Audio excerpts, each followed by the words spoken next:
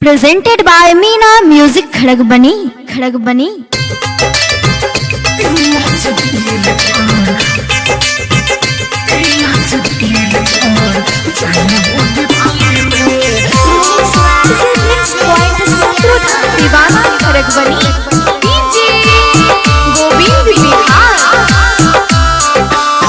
नजर से जो दूर कर दे खुशहाली में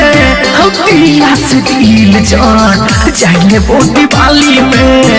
दिया से दिल जान चाहले वो दिवाली में पगला बन के पड़ल रहबो पगल पला नाली में दिया से दिल जान चाहले वो दिवाली में दिया से दिल जान चाहले वो दिवाली में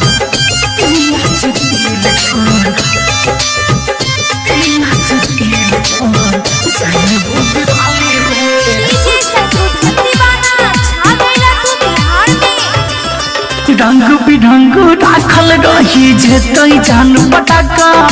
दिल के जखम बढ़ा के केना करबे बाय बाय टाटा रंग बिरंग राखल रही जेतई जान पटाका दिल के जखम बढ़ा के केना करबे बाय बाय टाटा ओइसे बढ़िया जोहर भर के पिया दी है प्याली में दिया से दिल जान चढ़ले वो दिवाली में दिया से दिल जान चढ़ले वो दिवाली में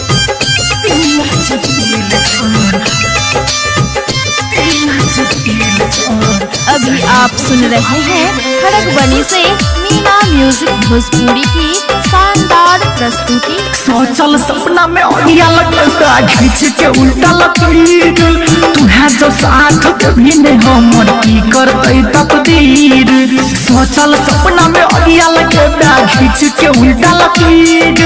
तू है जो साथ कभी नहीं हमर की करते तकदीर